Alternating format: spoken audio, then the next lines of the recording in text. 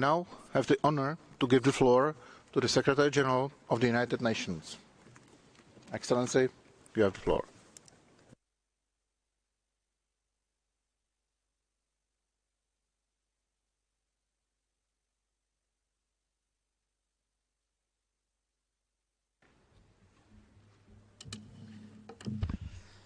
Mr. President of the General Assembly, Mr. President of the Human Rights Council, Excellencies, ladies and gentlemen, all protocol observed.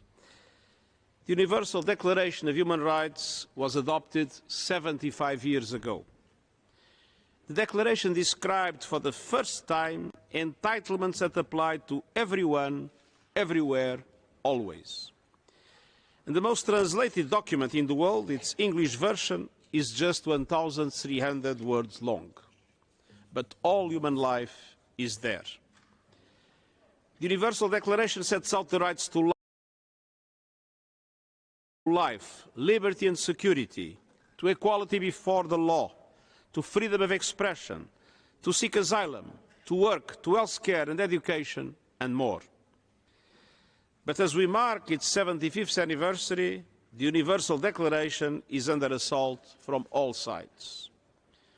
The Russian invasion of the Ukraine has triggered the most massive violations of human rights we are living today. It has unleashed widespread death, destruction and displacement. Attacks on civilians and civilian infrastructure have caused many casualties and terrible suffering. The Office of the High Commissioner for Human Rights has documented dozens of cases of conflict-related sexual violence against men, women and girls, and serious violations of international humanitarian and human rights law against prisoners of war, and hundreds of cases of enforced disappearances and arbitrary detention of civilians were also documented. Excellencies, unfortunately, the Universal Declaration of Human Rights, which should be our common blueprint, is too often misused and abused.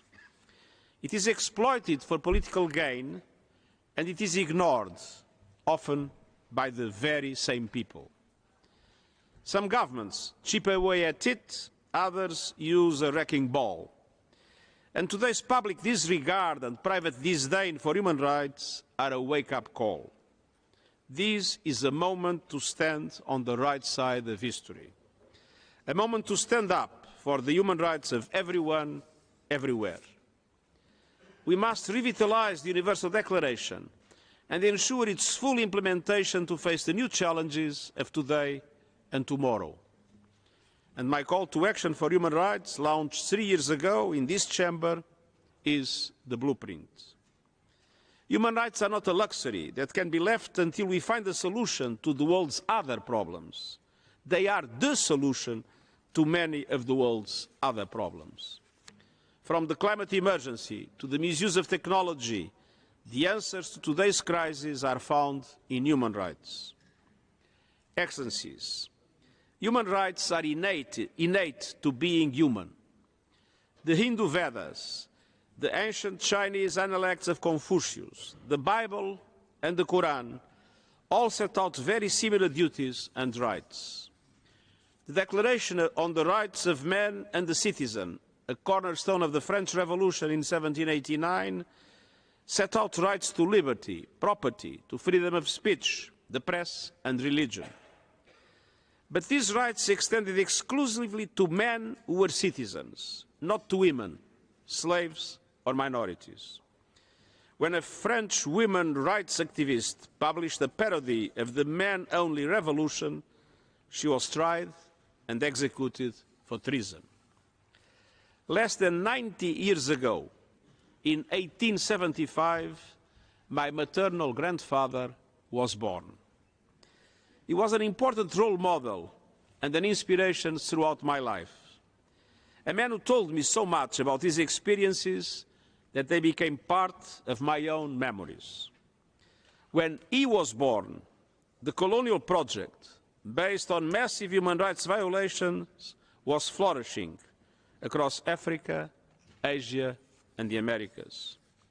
Slavery, the utter denial of human rights, had recently been abolished in the United States, but would continue elsewhere and in other forms for many years.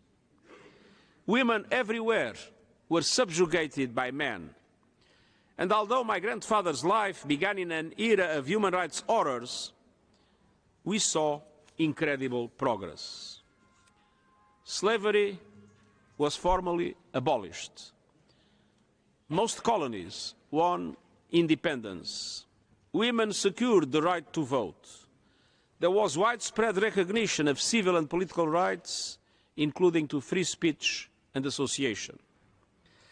At the start of the 20th century, the harmful impact of industrialization brought attention to social and economic rights. Civil society and the trade union movement led the fight for the rights to education, health care, social security and decent working conditions for everybody. Half a century later, from the carnage of 2 world wars and the appalling crimes of the Holocaust, a transformative moment saw the birth of the United Nations and the Universal Declaration of Human Rights. The Universal Declaration sets out the rights inherent to all people for all time, an unparalleled achievement. And thanks to the efforts of the India women's rights activist, Ansa Mehta, the equal rights of women and men were explicit from the start. All human beings are born free and equal in dignity and rights. My grandfather's generation benefited from a century of progress on human rights that went hand in hand with the remarkable leaps in human development. In 1900, 80% of people around the world lived in poverty. The figure had fallen to less than 10% by 2015. The average person lived 32 years. Today, it's more than 70. 7 out of every 10 people were illiterate. Now it's less than 2. So, Excellencies, instead of continuing this progress, we now have gone into reverse. Extreme poverty and hunger are rising for the first time in decades. Nearly half of the world's population, 3.5 billion people, live in climate hotspots. These vast areas are fast becoming human rights disaster zones, where floods, droughts and storms mean people are 15 times more likely to die of climate impacts. A record 100 million people have been forced to flee by violence, conflict and human rights violations. Just yesterday, yet another horrific shipwreck in the Mediterranean claimed the lives of scores of people seeking a better future for themselves and their children. Refugee and migrant rights are human rights. They must be respected without discrimination. While criminal gangs control migration routes, people will continue to perish. We need safe, orderly, legal routes for migrants and refugees. And we must do everything possible to prevent the loss of life by providing search and rescue and medical care as a humanitarian imperative and as a moral and legal obligation. Every day brings new evidence of human rights violations, from summary executions and torture to enforced disappearance and sexual violence. Around the world, anti-Semitism, anti-Muslim bigotry, the persecution of Christians, racism and white supremacist ideology are on the march. Religious, linguistic and ethnic minorities, LGBTQI+, and other minority communities are targeted for harassment and hatred. Women's sexual and reproductive rights are denied, and gender-based discrimination and violence are rampant. Freedom of expression is in free fall, and the number of media works killed around the world last year rose by a horrific 50%. Inequalities of all kinds are dividing societies ever more deeply. Social cohesion and trust are draining away through the yawning gap between the haves and have-nots. The pandemic left us with a pandemic of abuses of civil and political rights. And it laid bare routine violations of economic and social rights, including the exploitation of women's unpaid care work. Looking forward gives rise to even greater alarm. Unless humanity kicks its addiction to fossil fuels now, Critical climate tipping points will crush the human rights of generations to come. The misuse of new technologies could threaten human rights on a scale we can't even imagine. Future generations could inherit a world with no protection from misinformation, disinformation and lies. A divided world of winner takes all. Excellencies, we must heed the lessons of history. As flashpoints multiply and deadly new risks loom, we must fight for our rights. We must protect and promote the global consensus around the Universal Declaration and move forward into a new era of human rights for all.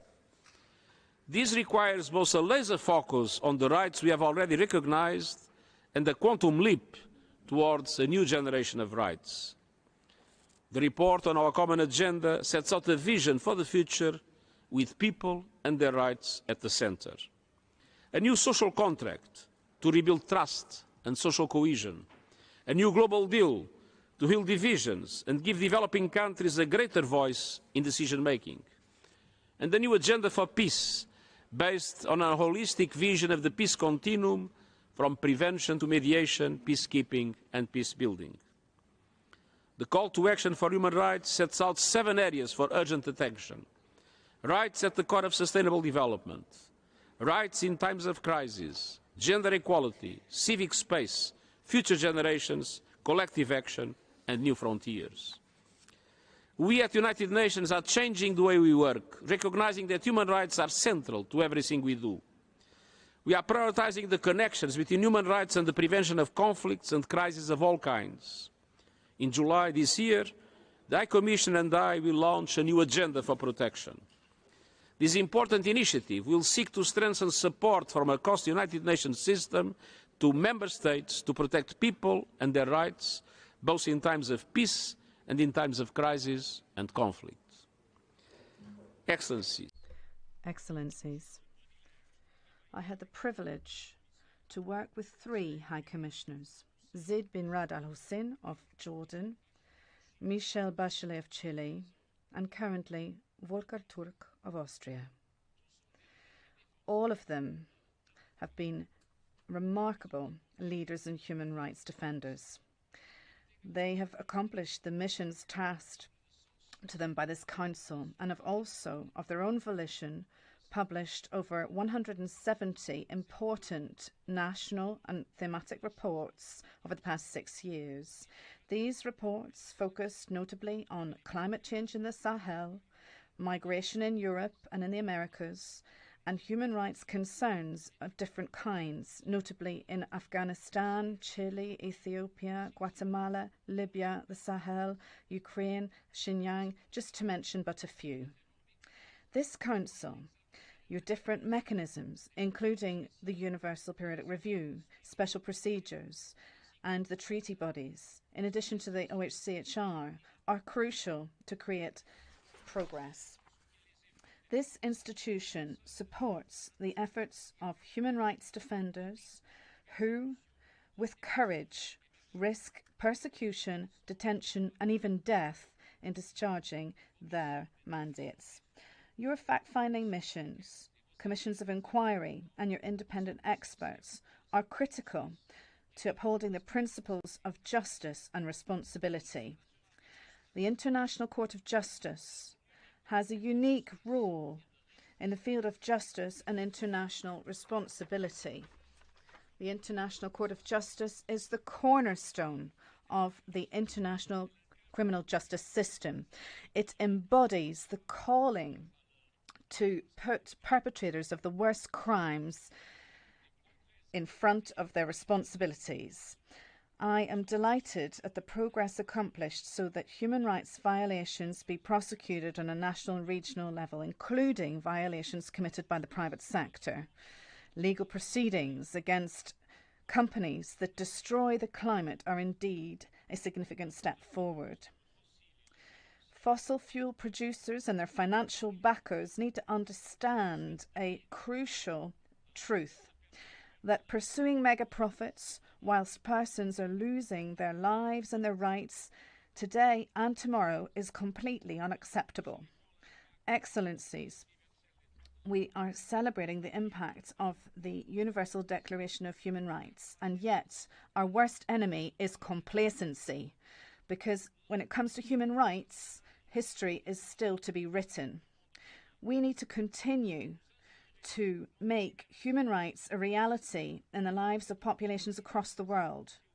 We must draw inspiration from the liberation and protest movements that have achieved huge progress in the past century. The abolition of slavery, decolonization, universal suffrage, the feminist movement, and the end of apartheid. Civil society, human rights defenders, persons with disability, women, girls, and young people across the world are already in the streets and calling for protection of all human rights for everybody. I stand with them, and we must all stand with them. I thank you.